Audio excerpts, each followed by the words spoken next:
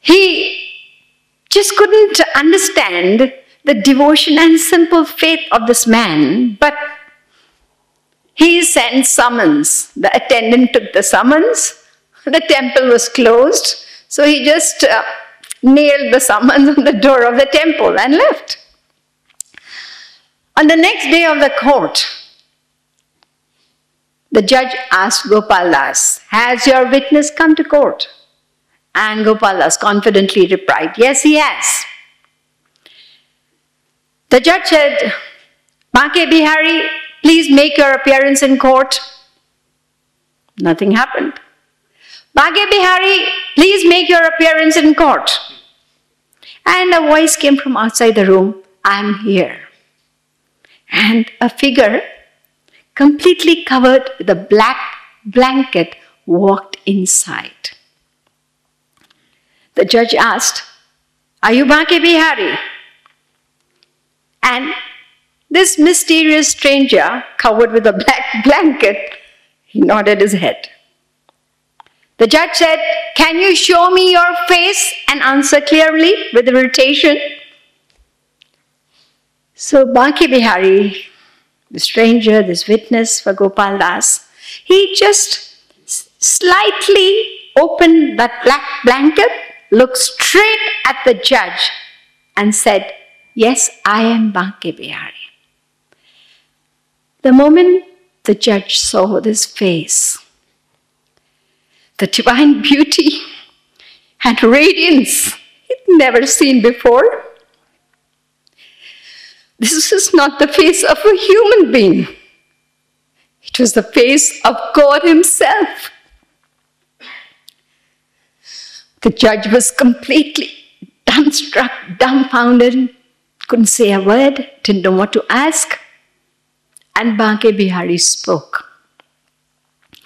"Gopal Das has returned every penny of this dishonest man Lakshmi Chand, and he actually gave every day the date and the amount that had been returned."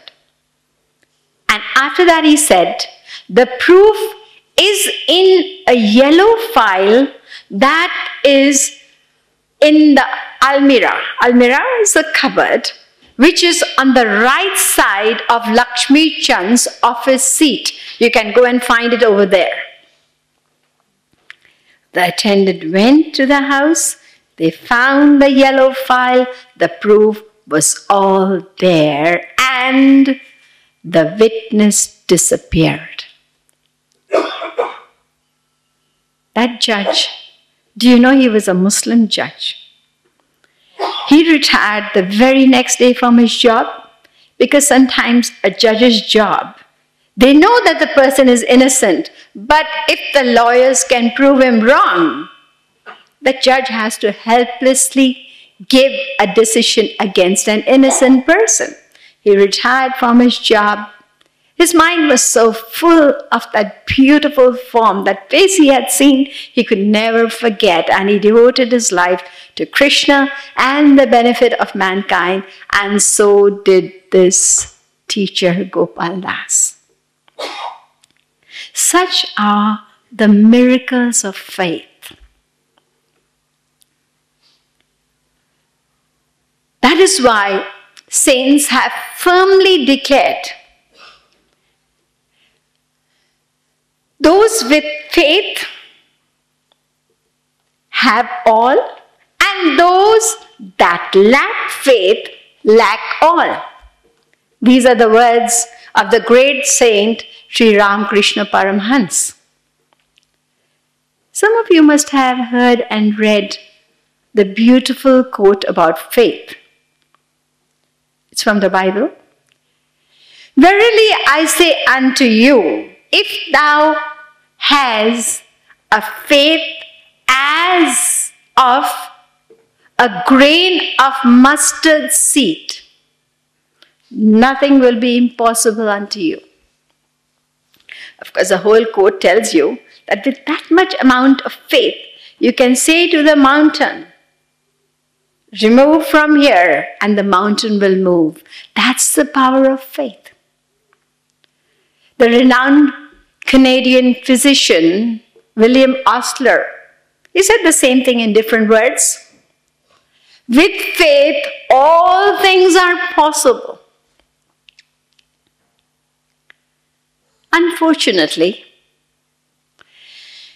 in the modern, high-tech, civilized age of today, people lack this great power of faith. In fact, a lot of people, they scoff at the very mention of faith because I suppose they identify or associate it with ignorance and you could say illiteracy. Uneducated people, they think, have faith. But let me tell you, this notion is totally a mistaken notion. Faith is not a blind belief. Faith, real faith I'm talking about, it is based upon true knowledge and realization. You must have heard of Khalil Gibran. He said, faith is knowledge in the heart beyond the reach of proof. Faith is a knowledge. So the power of faith I'm going to talk about today and tomorrow, it is based upon pure reasoning and true knowledge. And this knowledge leads to the development of faith, which is the most powerful force that anybody could have. And that's why we find that there is a fulfillment in faith in the life of great men in this world. Even the fathers of modern science, some of them have had great faith. Samuel Morse, you heard of him? The one who invented the Morse code and telegraph. Who hasn't heard of Isaac Newton? He was a man of faith. Louis Pasteur, he's a scientist in chemistry. The Wright brothers. You have Johannes Kepler, the astronomer. And Blaise Pascal, French mathematician and scientist. And of course you have Martin Luther, John Bunyan. The list is endless. These people were able to face the challenges and difficulties in their respective fields with a strong faith. Now, how do we develop this faith? What is the philosophy of faith? Faith is something which is very simple, but it is subtle. You know, the Sanskrit word for faith is actually Shraddha.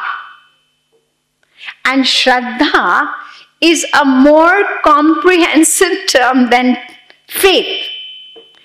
English language is very incomplete. I have to talk in English. Those lofty truths of Vedanta, sometimes you have to struggle for the right word. Dharma has no absolutely perfect meaning in English. Similarly, the word for faith is Shraddha. And Shraddha means a sense of trust in the Supreme Being and also a faith in ourselves as a part of that Supreme Being. Shraddha has been defined as Guru Vedanta Vakyeshu Dridho Vishwasa Shraddha.